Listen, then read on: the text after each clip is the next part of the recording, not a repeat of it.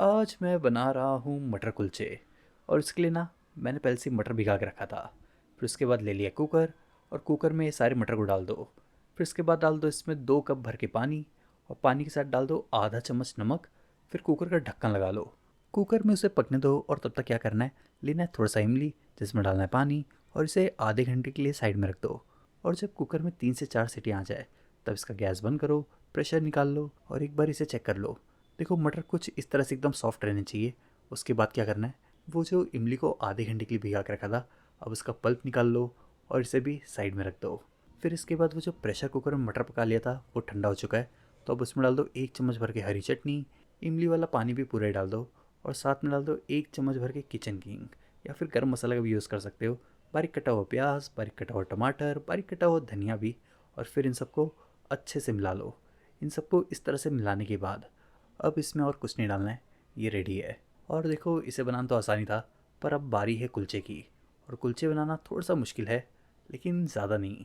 तो देखो करना क्या है कि लेना है 1 कप भर के दही। दही में डालना है बहुत थोड़ा सा पानी, और फिर दही और पानी को आपस में अच्छी तरह से मिला लो। और फिर इन्हें मिलाने के बाद अब डाल दो इसमें 1.5 कप भर के मैदा। मैदा के साथ ना आधा चम्मच बेकिंग सोडा और आधा चम्मच बेकिंग पाउडर भी डाल दे रहा हूँ। फिर थोड़ा सा नमक भी डाल दो, और इन्हें अच्छी तरह से गूँथ लो। हाँ, इसमें जो थोड़ा सा दही और पानी डाला है उससे ही अच्छी तरह से गूँथ लेना। अगर ज़रूरत पड़ती तो हल्का फुल्का पानी डाल सकते हो। फिर से अच्छे से गूँथने के बाद ऊपर से थोड़ा सा तेल डाल दो, और तेल डालने के बाद इसे अच्छी तरह से मसल लो। और फिर से अच्छे से मसलने के बाद अब इसे तुरंत यूज़ नहीं करना है, इसे रख दो आधे घंटे के लिए साइड में। और जब आधा घंटा हो जाए तब इसे हल्का फुल्का मसल कर अब बना लो इसका पेड़ा। तो हाँ, पेड़ा ना इसका छोटे छोटे साइज़ का ही बनेगा, कुछ इस तरह से। फिर पेड़ा बनाने के बाद ऊपर से डाल दो थोड़ा सा सूखा आटा, और सूखा आटा डालने के बाद इसे पहले तो हाथों से ही इस तरह से फैला लो। फिर हाथों से फैलाने के बाद अब इसे इस तरह से बेल लो। शेप की फ़िक्र करने की ज़रूरत नहीं है, बस इसे इस तरह से लंबे लंबे साइज़ में बेल लेना। फिर इस तरह से बेलने के बाद अब इसे डाल दो तवे पर। तवे पर डालने के बाद अलट पलट कर दोनों साइड से अच्छी तरह से सेक लो, और इसे तब तक पका लो जब तक ये तवे पर ही इस तरह से फूलना ना शुरू हो जाए। वैसे इसे बनाने का एक और तरीका है, लेना एक पैन जिसमें डालना बहुत थोड़ा सा पानी, और फिर इसे डाल दो। इसे डालने के बाद अब इसे ढक भी दो और थोड़ी देर पकने दो।